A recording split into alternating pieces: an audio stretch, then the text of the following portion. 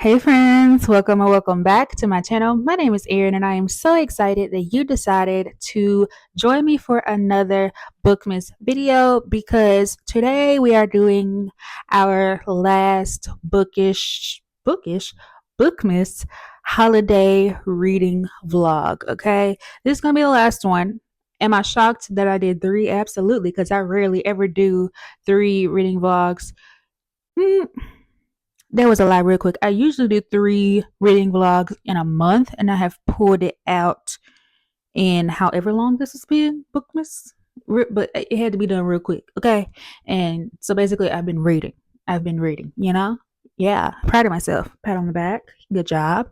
Okay, but anyway, in this vlog, I will be finishing up some Christmassy holiday type things that I really wanted to get to before the season ends this year. And I will also be letting you know my final thoughts on Girls Serpent Thorn, which I started in my last holiday reading vlog but didn't get to finish. So hopefully we are going to finish it in this vlog. I have been having some issues reading physically for whatever reason, and I can't find the ebook or the audiobook for that's free. So yeah, we're just going through it kind of slowly. It's really good. I'm enjoying myself, but like I said, we're just moving kind of slow. And I will have at least two other books in this vlog, maybe a little more. I might stretch it to be a little bit longer. We'll see what happens, because there is one more reading vlog that I would like to do before the end of 2024, but bookmas has thoroughly kicked my butt. And also life is kicking my butt. I feel like I'm on the verge of a flare up, and I don't even want to talk about it. So yeah, let's just get to reading and see what happens. Okay. And also, you're about to see me in this outfit a lot in this vlog because I've really been doing some reading. I really have. So I have quite a few updates to give you with this look. So be prepared. Yeah.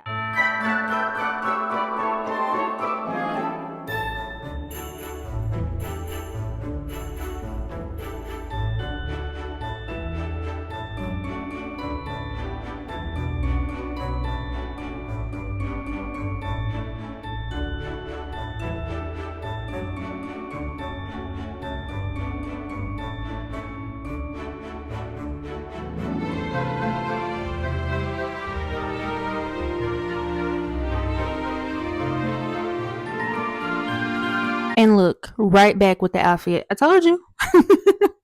But anyway, yes. So at this point, I am about 55% into All I Want Is You by Falon Ballard. And in this, we are following Jess, who is a romance writer. And she it's doing okay as an author, but not really. She still has to have a day job where she is a barista. And so, yes, she is trying to work on her new holiday novel, I think. And she has this ex-boyfriend named Nick. Hold on. Y'all know I don't know his name. And I'm currently reading this book. Where is my Kindle is not even in here for me to tell you who these people's names are, what these people's names are. But I'm thinking Nick or Luke. Oh, it's Nick. Justin Nick from New Girl. Okay. Anyway, so yeah, her ex-boyfriend's name is Nick, and he's also a romance author, but he has made his claim to fame by making romances without happily ever afters. And he, they didn't end their relationship on the best terms. He kind of broke up with Jess, and she doesn't really have a reasoning for why. And it's been about 5 years or so. And so his career really took off. He is the beloved author at the publishing house. They're both signed to the same publisher. And so she is, just a little envious of his success, especially because she feels like, he is making a mockery of the genre of romance by writing these with non-happily ever afters.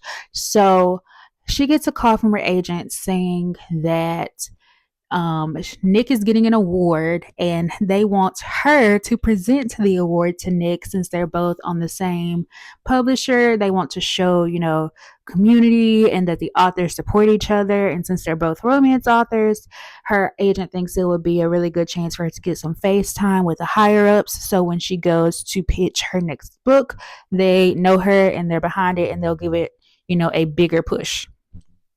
And she is like, why would how am I going to get up here and say good things about this man that literally shattered my heart? I haven't even seen him since then, and y'all want me to go up there and fake? Ugh. But she does it because she knows it's a really good opportunity.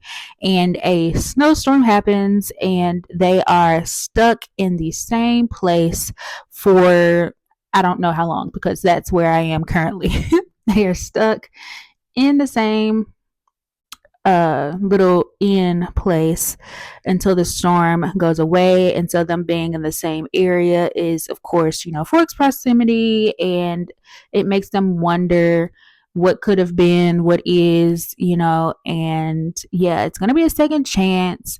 And I don't like second chances, and I'm wondering how this one is going to play out.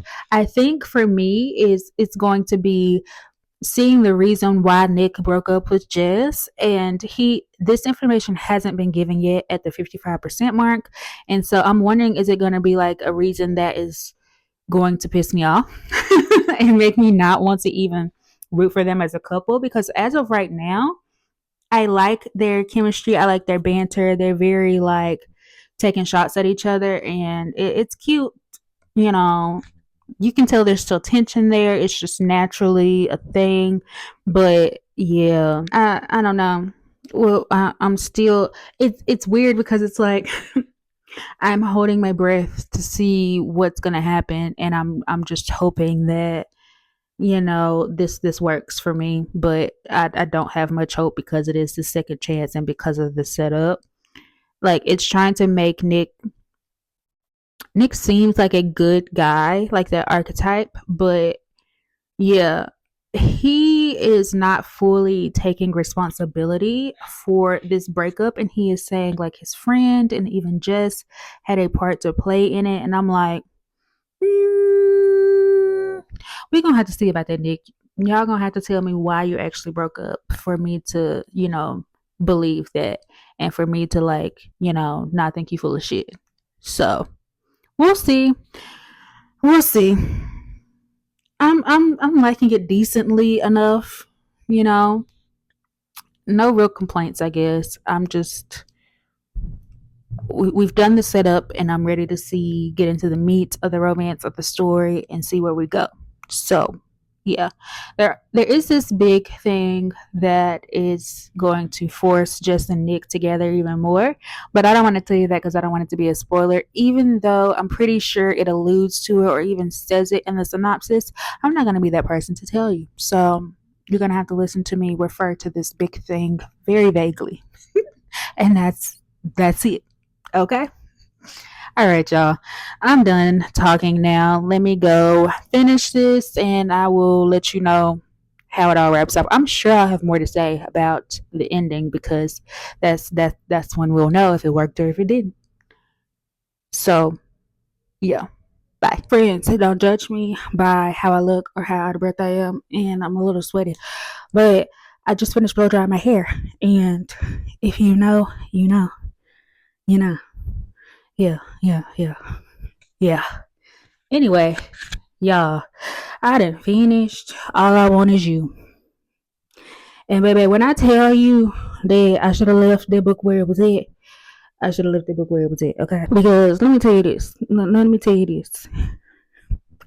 It's gonna be a no for me.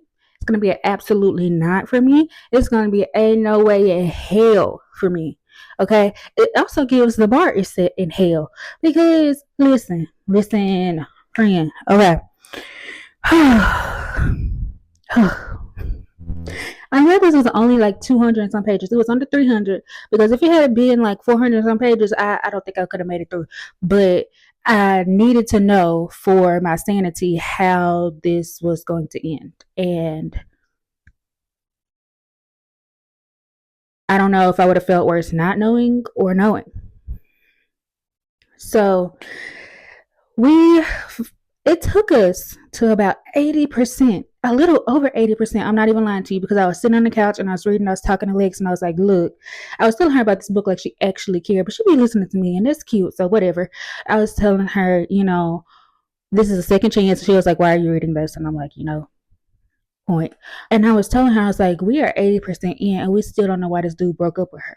Like, we still don't know why Nick broke up with Jess, and we are 80% in this book. So you mean to tell me in the last 20% of this book, we are going to find out why they broke up, third act breakup, which is fourth act breakup at this point, and they're going to reconcile and get back together in the last 20% of the book? you know, and I knew that they were going to get back together because this is a second chance. So, I mean, you can't have a second chance if, you don't get back together. And so that was already irritating me.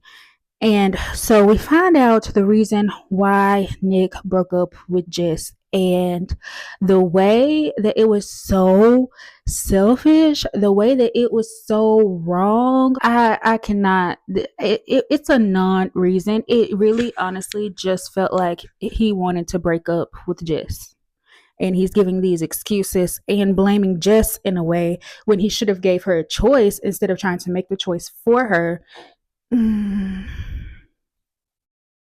throat just made a really weird noise. I wonder if y'all heard that. Well, I did it again.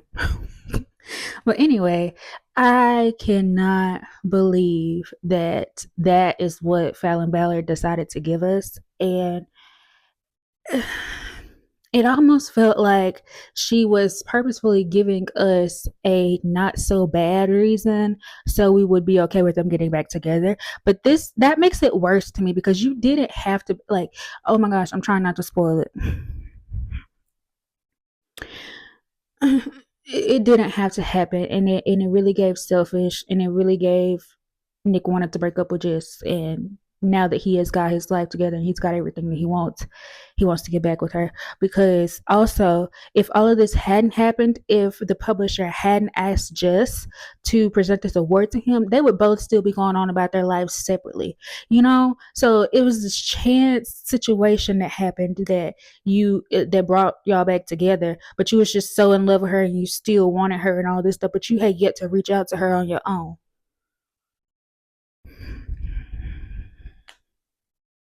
And on top of that, I felt like Jess didn't even make him sweat it out.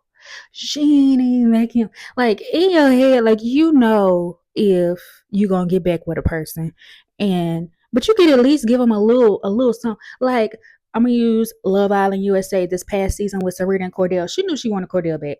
She did. She knew she was going to take him back. But did she not make him grovel? Did she not make him work for it? That she did. And period. And just should have did a little something. She ain't do nothing. Nothing.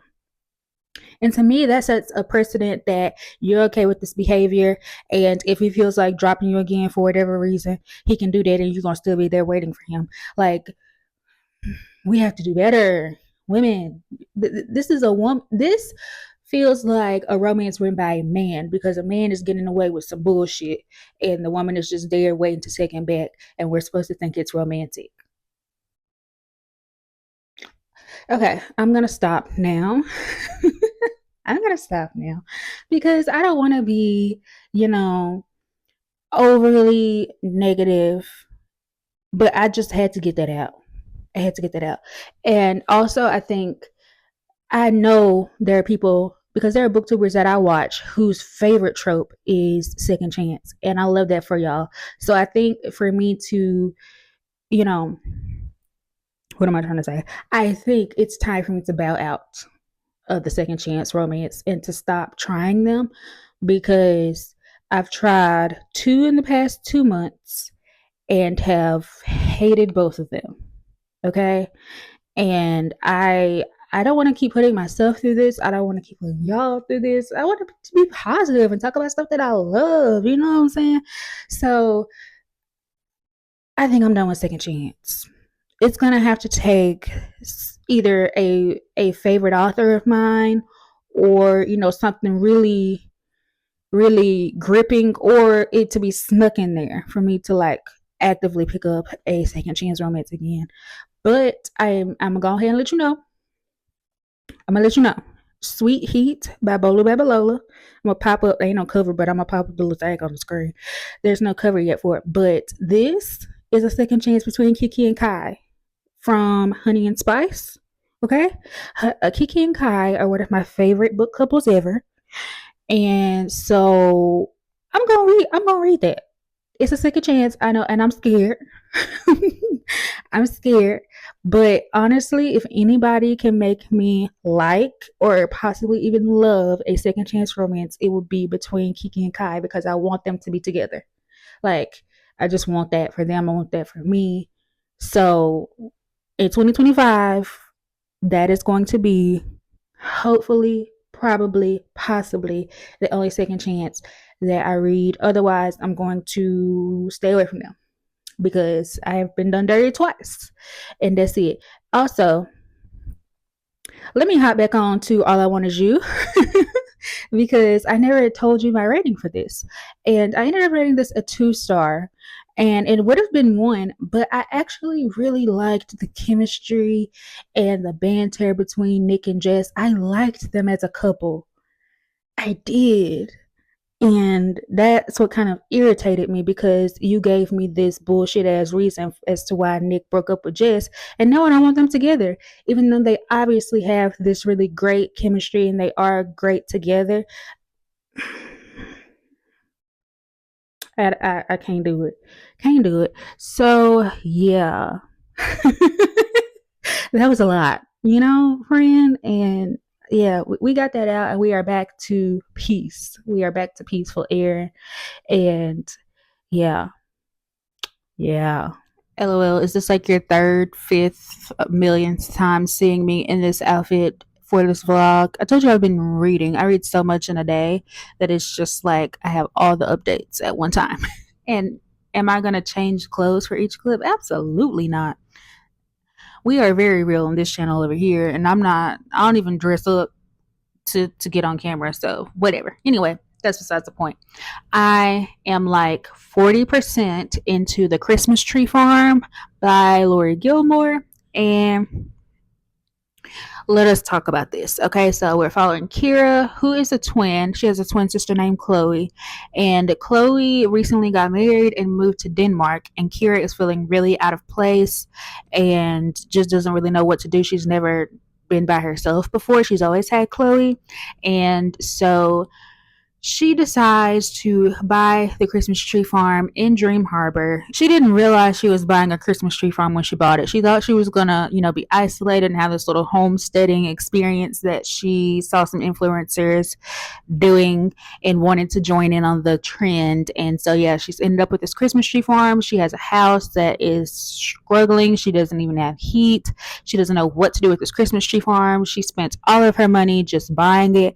And so now she's realizing, okay, I got to get this up and running or I'm going to be broke and have nothing and have to go back to my parents, which is something that she really doesn't want to do because her parents are very wealthy and she feels like that she hasn't actually had to do anything for herself her whole life. And so she wants to prove to herself that she can do things and she doesn't need help and yada, yada, yada. Okay. And then we have Bennett. And Bennett is Jeannie's brother. Jeannie was the main character from the Pumpkin Spice Cafe. So yeah, he's spending the Christmas season with Jeannie, and he is a tech bro, and he is a good guy archetype, someone who just loves to help and overhelp and, that type of guy. And, Laurie Gilmore like finds a phrase in each of these books and like kind of harps on it and keeps repeating it. I don't remember what it was in the Pumpkin Spice Cafe because I read that last year, but I just read the Cinnamon Bun bookstore last month, and I remember her repeatedly saying like, what was it? Dang it. I say I remember, but then I don't. Like, she has the hots for him or he has the hots for her. Like, that was said a million times in that book, unnecessarily. And this book, she keeps having Kira refer to Bennett as Clark Kent type. He looks like Clark Kent, and he this is Clark Kent. And I'm like, girl, who gives a flying crap that he looks like Clark Kent? Like, once was enough, but it's been said at least 2 or 3 times in the 40% already. And I'm like, girl, you always got to find something, huh? Something to just overuse in every one of your books. But anyway, Bennett is helping Kira, kind of. He's trying to help her. She doesn't want help. Yeah. You go into these books for the vibes. You don't really go into it for the plot, okay? Okay. And we are vibing Christmas tree farm, Christmas tree lighting festival situation. It's giving cozy, it's giving fun to listen to, easy to hop into. Yeah. I don't actually even know what the plot is going to be other than Kira getting the Christmas tree farm up and running and her fighting her attraction to Bennett, and Bennett slick fighting his attraction to her. But other than that, I don't even know what the story is doing. Okay. So, yeah, like I said, we're here for the vibes, having a decent enough time, and yeah. Yeah, I feel like that sounded like I didn't like I'm not liking this book. And I really am. These just aren't like amazing books to me. I go into them for the vibes, for the cozy atmosphere, and for like the small town, for the spice, if that's good, depending on the book. But it's really just a fun time. It's very much equivalent to watching Hallmark movies. So do with that what you will. But I just wanted to clarify that I am enjoying my time with this. It just may not be like top tier for me. So yeah, bye.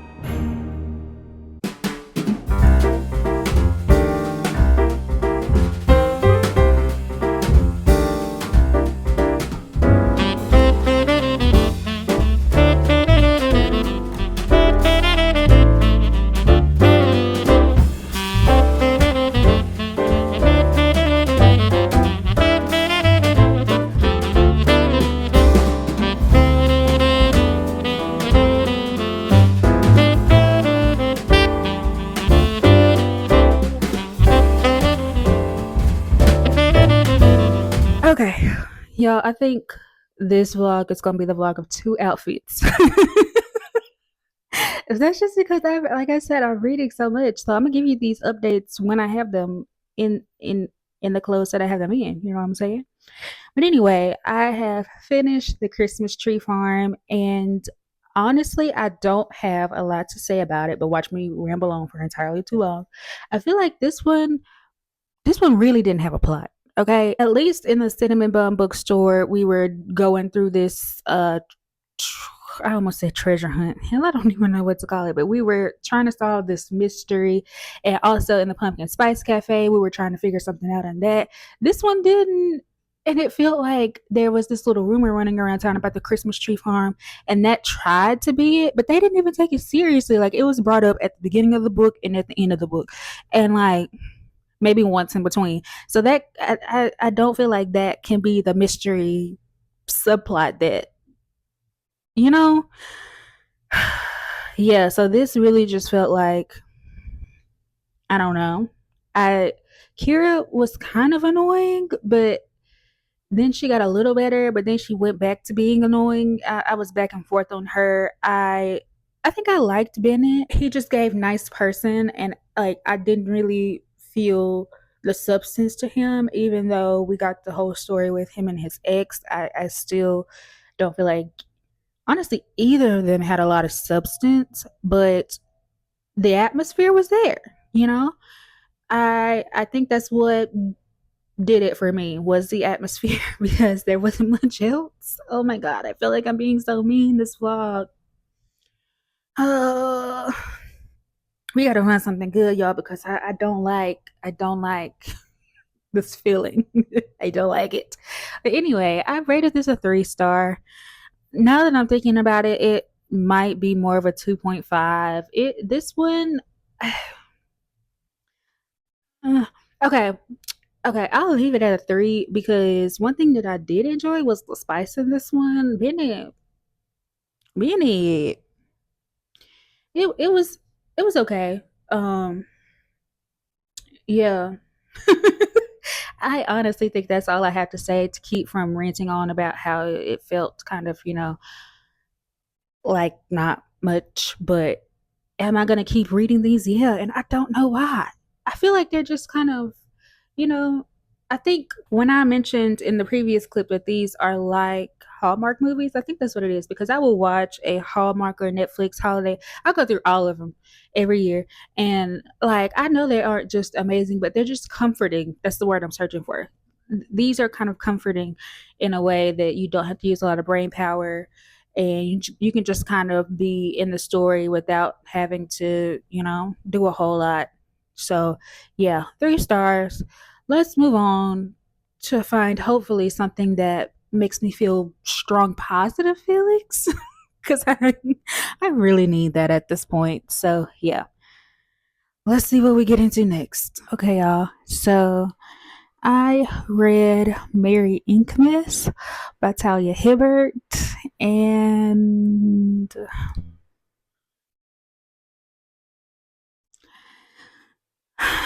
let's talk about it, okay?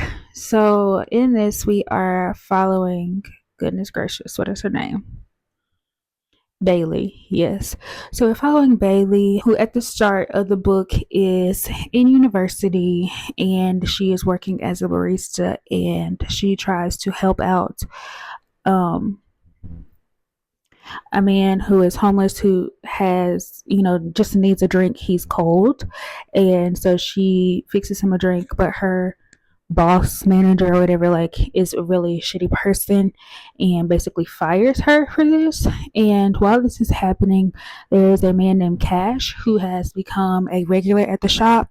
He's in there and he sees it happens, and so together Cash and Bailey help this man John get like a hotel room and kind of get him settled for the night. And Cash offers Bailey a job because he saw what happened to her and he's like, no, that was wrong.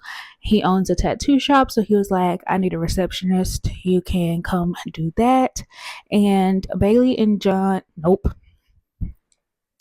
Bailey and Cash both have had crushes on each other but haven't said anything about it. So, of course, with them now working together, it just kind of brings it all up and there's this tension. And Cash is a very hot and cold type of person. Like, he has expressed that he, thinks Bailey is attractive and likes her, but there are moments where he just shuts it all off and is very cold towards her and she doesn't really know what to do. Neither one of them are looking for a relationship because they both have these past issues and past traumas that have happened that kind of make them both not want to get heavily involved with another person. And so, blah, blah, blah, things happen. And Bailey ends up going to Cash's family's Christmas because she doesn't have any family and he didn't want her to spend Christmas alone. So he invites her to his family's Christmas and everybody's like, oh my gosh, you're like in love with her. Like, we can tell you like her. And Cash denies it. And they essentially have this big blow up, even though they have both agreed to not having anything serious with each other. Bailey's feelings are hurt that Cash was denying his feelings for her.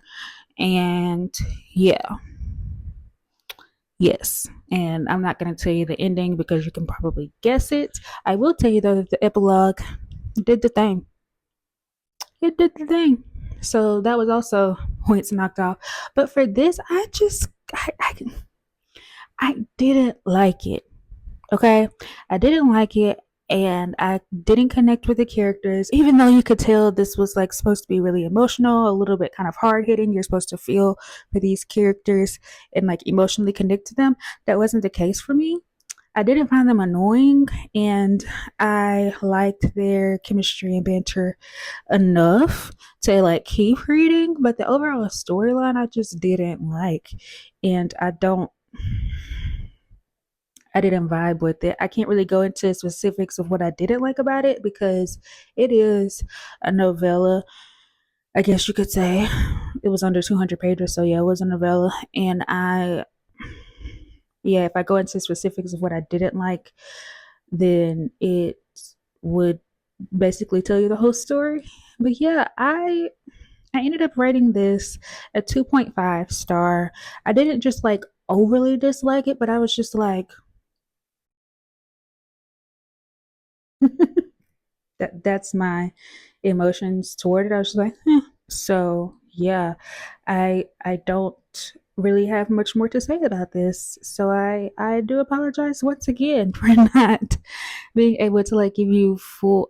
And these are my thoughts, but I just would like to have more substance to say about the book, one way or another, and I just don't have that if I'm being honest. And this is really making me sad because this is supposed to be like my last holiday reading vlog of bookmas, and the first one was so good, and even the second one was like some mid words, some mid-range books, but this one has just been not great, and I don't want to end on a not great note. But also at this point I've read 7 holiday romances, and I'm wondering, I know for sure, like with All I Want Is You, I would have not liked that if it was the first holiday romance I read or the millionth. There was no world where I would have enjoyed that. But I'm wondering with these last two, am I like burnt out on holiday romances? I don't know. I don't feel like I am because honestly, I feel like I could pick up another one and be just fine.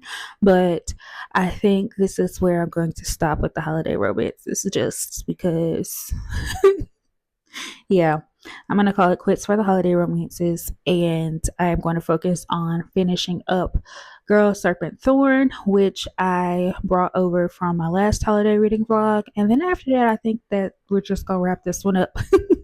And that's going to be it for the holiday reading vlogs. And yeah, let me go finish Girl Serpent Thorn, and I will get back to you.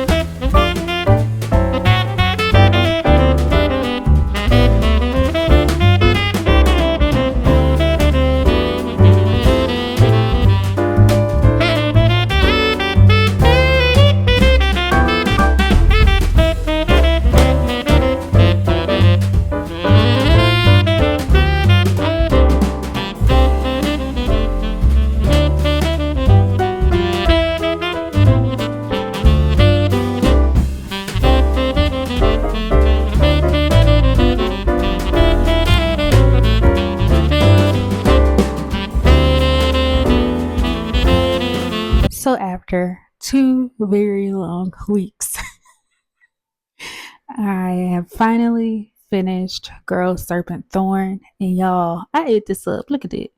Look at all those tabs. Like, this was so good. I don't exactly know what I was expecting going in, but this ate. I'm a fan. This is so good. So I went through kind of a synopsis in the other reading vlog, so I'm not going to repeat that, but I will say that basically my thoughts still kind of stay the same. This is a really interesting story based in Persian culture and on a Persian epic, and I just thoroughly enjoyed the explorations and the character arcs and all the things within this. Soraya was a really great main character, and I found myself rooting for her from the beginning. And it is very much so figuring out that things just aren't black and white, and you have to consider things from, other people's perspectives, and you still recognize how like it made you feel, but also recognizing that there was a reason that, some of these things happen, and it's not just as simple as you're the reason why I'm cursed, so now I'm upset with you. So, yes, I thought that this was great. I also really liked the exploration of Soraya's relationships, and I'm not going to go into that because I don't want to spoil it. But yeah, and how she kind of moved and navigated through relationships without really ever experiencing intimacy in just really like conversational ways, and not just like physical touch, even though that was a major one, but just how people make her feel in general, because she didn't really have relationships with people. Like the person probably closest to her was her mother. I thought this was just so great. I enjoyed every bit of it. I ended up rating this a 4 star, but I think it would be more of a 4.2 if I gave quarter stars, but because I don't, I think it's going to sit at a 4 star. It is definitely something that I would recommend. And even though it took me 2 weeks to get through this, it's not anything on the book's fault. Like, it's a short book, it's just over 300 pages. It's pretty fast paced, and there wasn't a moment where I wasn't enjoying myself in this, or I felt like there was a lag. It was none of that. It was strictly just me having trouble reading physically. That's it, that's all. So yes, super excited that I finally got around to this. It has been sitting on my TBR probably since 2022, 2023. And at one point I was like, look, you about to just have to unhaul this, because like you're clearly not interested if you're not reaching to pick it up. And I'm so glad that I did not, because I would have been very disappointed that I missed out on a really good YA fantasy. And this gave, and I'm very happy that I got a chance to experience this story, and I hope some of you pick it up. So yeah, with that being said, it is time to wrap up this vlog, and y'all, it has been a vlog indeed. We have read All I Want Is You, and that was a 2 star. Then we went into The Christmas Tree Farm by Laurie Gilmore, and that was a 3 star, but honestly it wasn't really giving either. And then we read Mary Inkmas by Talia Hibbert, and that was a 2.5 star. But we did come out of this vlog with some positivity, and that was Girl Serpent Thorn. We finally finishing that up, and it being rated a 4 star. Now, overall, I would say that I got to read some things that I have been wanting to read. And not everything can be a hit, and so thanks for sticking it out with me, because it was kind of rough there for a minute. And yeah, this will be the last holiday themed vlog in Bookmas, and it has been so fun reading all of these holiday romances and holiday books. I am glad that I decided to sprinkle in some books in between, so I didn't completely run myself out on holiday romances. But yeah, it's been a fun time. But yes, I'm done rambling now. This video is probably long enough at this point. So thank you for subscribing. Thank you for watching, commenting, liking, all the things that you do to support my channel. And I hope that you have the best day that you possibly can, and the best holiday season, no matter what you celebrate. And friends, I will catch y'all in the next one. So yeah, bye.